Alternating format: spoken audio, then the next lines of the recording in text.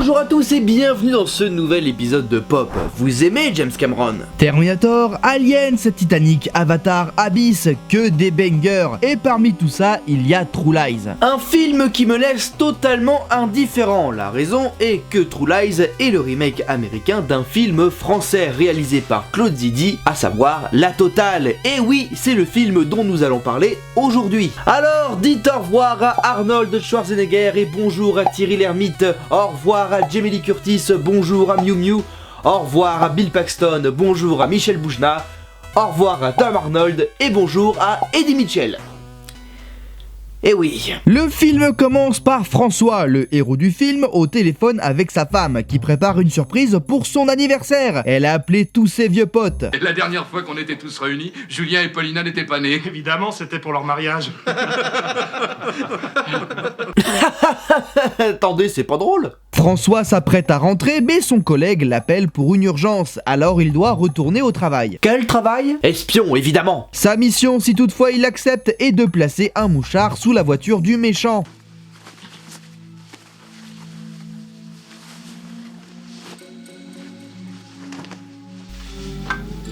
C'est marrant, on voit jamais dans les films d'espions le moment où l'agent secret se met en tenue et tout.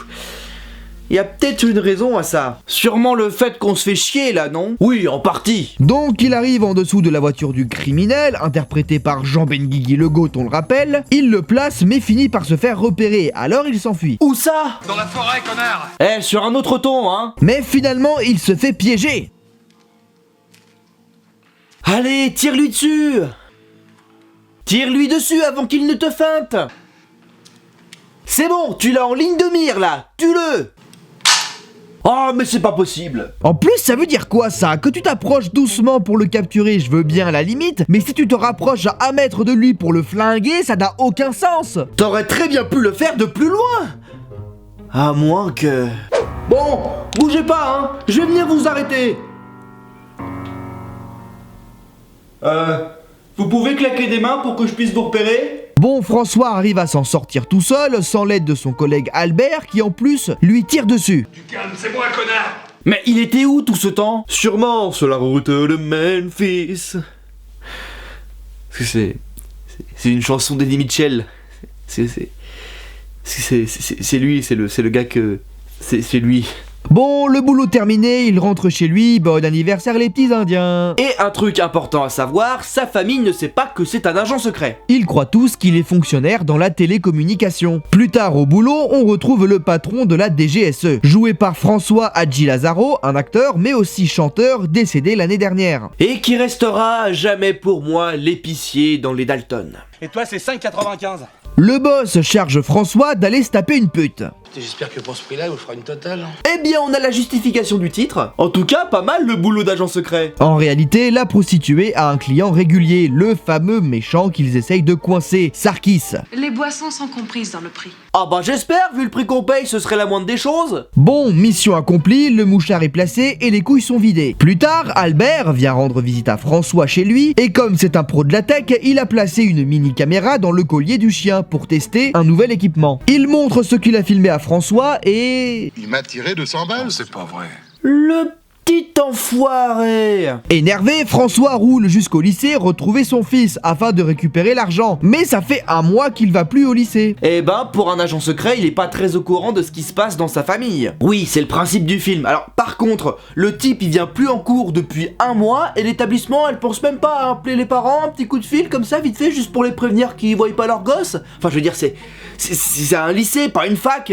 Écoutez, en tant que le principal du lycée, je suis pour la liberté de penser. Les jeunes doivent être libres de faire ce qu'ils veulent. Ah monsieur, vous auriez de la drogue? Mais bien sûr, Valentin, y a qu'à demander. Et j'espère pour toi qu'il a pas viré pédé en plus. Hein. Oh bah il manquerait plus que ça, tiens.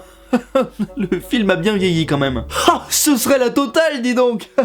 Oh, c'est le titre du film. Le lendemain, François décide de suivre son fils grâce à quelques ressources de l'agence, dont plusieurs voitures, un hélicoptère... De la surenchère. Ils le suivent jusqu'à un entrepôt. François applique et découvre quelque chose d'horrible. Mais qu'est-ce qu'il fait? Il se drogue? Il sacrifie des chèvres au nom de Satan? Pire. Un peu de l'espoir, oublier ses ennemis, le souci il a compris aussi des mon ami. On est jeune. Il rappe. Je dis merde au lycée, merde à l'académie. C'est tellement engagé. Espèce d'étudiant en art. Terminator X-Man. Attendez une seconde, il vient de dire Terminator X-Man, sûrement une référence à Terminator, un film réalisé par James Cameron qui a notamment fait Titanic, Abyss, Avatar et également True Lies, le remake américain de ce film. Coïncidence? Oui. Très bien, je m'en vais. Bon, François interrompt ce tintamarre et pète la gueule des potes de son fils. D'ailleurs, il en profite pour lui en mettre une aussi. Dur, mais juste. Comme quoi, frapper son gosse, souvent c'est pas bien, mais des fois, c'est quand même bien. Et là, Albert se ramène avec le casier judiciaire de tous ses petits potes. Puis votre régisseur, il aime bien les petits garçons. Ça je le sais, ça. Et ça te dérange pas, hein, t'as un pote pédophile, mais toi, au calme, tranquille, ça te va. On a tous nos petits défauts, man. Faut pas se laisser dicter nos lois par la société et se laisser guider par nos propres envies. T'avais tout faux, il est ni camé ni pédé. Oui, mais il est pote avec un youtubeur. Oh, pédophile, c'est pareil. On n'est pas tous comme ça, hein. T'es youtubeur, toi, maintenant. T'es youtubeur, toi, maintenant. En repartant, François passe à la bibliothèque pour voir sa femme, histoire de faire un petit coucou. Mais c'est alors qu'il surprend une conversation téléphonique très intrigante entre sa femme, Hélène, et un dénommé Simon, qui doit faire... Si vous voyez ce que je veux dire. Pourquoi il chanterait les musclés? Bon, le cocu décide de mettre sa femme sur écoute, et une mission secrète plus tard, il apprend également que la belle Doche ramène des plans cul à la Casbah. Non mais qu'est-ce que c'est que cette famille? On se retrouve dans un bistrot dans lequel Hélène retrouve le fameux Simon qui se fait passer pour un agent secret, un arnaqueur bien sûr. Sauf que la pauvre Hélène se fait voler son sac par deux loupards dont un joué par... Amélien? Bon, François le récupère, passons à autre chose. Oui, alors la mission avec le méchant Sarkis et tout. Mais on s'en fout, moi je veux savoir jusqu'où cette famille est dysfonctionnelle. Oh putain, la gamine, elle fait le trottoir ou un truc comme ça? François rencontre le fameux Simon qui travaille en réalité dans une concession de voitures d'occasion. Arnaqueur dans le privé mais aussi dans le professionnel. Il veut en savoir plus sur lui avant de lui casser la gueule. Moi, mon panard, c'est les petites bourgeoises bien propres sur elles, genre institutrice en manque de sexe. Ah, il hésite, hein. Mais il va vouloir frapper lorsque François perçoit une nouvelle écoute entre Simon et Hélène, dans laquelle le faux espion demande à Hélène de le rejoindre dans sa planque. Le futur cocu décide donc de prendre un mouchard qu'il avait placé sur la bagnole d'une cible auparavant, Parce qu'ils étaient en pleine mission de filature quand il a appris la nouvelle. pour le placer sous la caisse de sa femme. Comme ça, les collègues croient que c'est la cible à suivre et tout le monde se retrouve chez Simon. Ce qui n'est pas une mauvaise chose en soi puisqu'il s'apprêtait à abuser d'elle. Si tu fais encore une réflexion sur les youtubeurs, je te jure que je te fais mal. Mais très mal. Bon, la brigade intervient à temps et capture Simon ainsi que Hélène. Il l'emmène dans une salle d'interrogatoire tenue par François afin qu'il puisse être sûr qu'elle ne le trompe pas. Je n'ai envie de personne d'autre que mon mari. Bon, et ben voilà, comme ça on arrête là et fin. Travaillez pour nous. Quoi? François fait de sa femme une espionne donc. Ah bah les discussions à la maison, ça va être quelque chose. Le soir, de retour au foyer, Hélène reçoit un appel mystérieux. Sa première mission, habillée en Picsou, elle se rend dans un hôtel dans lequel elle doit avoir des relations sexuelles avec un type et accessoirement poser un micro. Mais bon, ça c'est secondaire. Elle éteint les lumières, se met à l'aise et attend le prince charmant.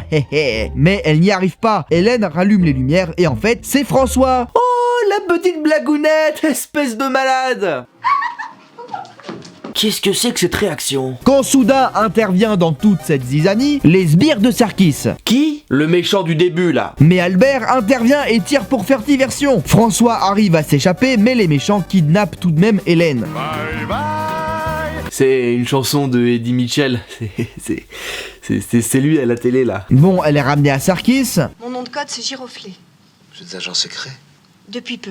Pas très bonne comme espionne. Ah bon, c'est sûr que Jamie Curtis, elle est bien plus bonne dans le remake, hein. Dans quel sens tu utilises le mot bonne? Devine. Grâce à elle, Sarkis remet la main sur François. Et après 2-3 gaffes de la part d'Hélène, mais bon, on va pas trop en parler puisque c'est une débutante. Mais dis-leur que tu travailles au télécom, qu'on est mariés, qu'on a 2 enfants. Bon, faudrait pas exagérer non plus, hein. Sarkis les habille en mendiants et les embarque dans un avion. Direction le Maroc. À ce moment-là, Hélène comprend que son mari ne travaille pas réellement aux télécommunications. Oh, Les deux tourtereaux se retrouvent enfermés dans une prison, mais François, ou plutôt de son nom de code d'agent secret, L'épée. cela joue MacGyver et électrocute le garde, fait sortir sa femme, ou plutôt de son nom de code d'agent secret. Giroflée. Ensemble, ils arrivent à s'enfuir, mais en réalité, ils sont en plein milieu de Paris. On est à Paris. À Barbès même. Ah bah dès qu'on rentre dans Barbès, on n'est plus en France, hein, on se croirait en Maghrébie ou un autre pays dans ce genre-là. Hein.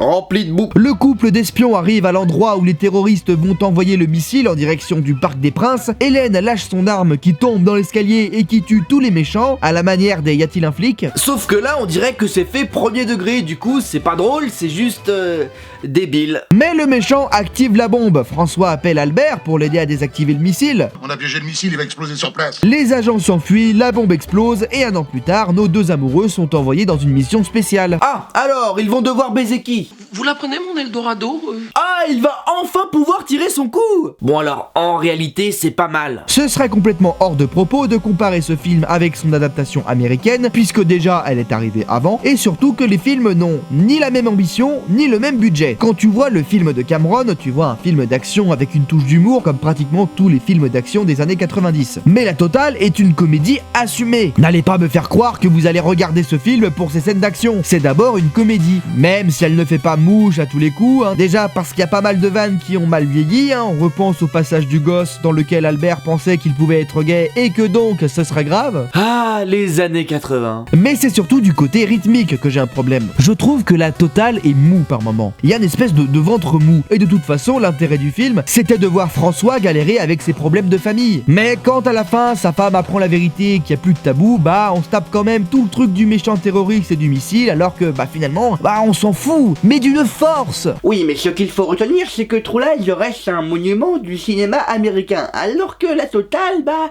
mine de rien, il est assez oublié. Et c'est dommage, parce que c'est quand même un film assez sympatoche, tu ne trouves pas?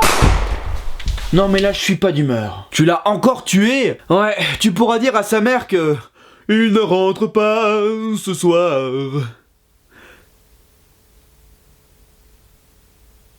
Par rapport à Eddie Mitchell dans le... C'est le gars qui jouait dans le film là. Oui, j'avais compris.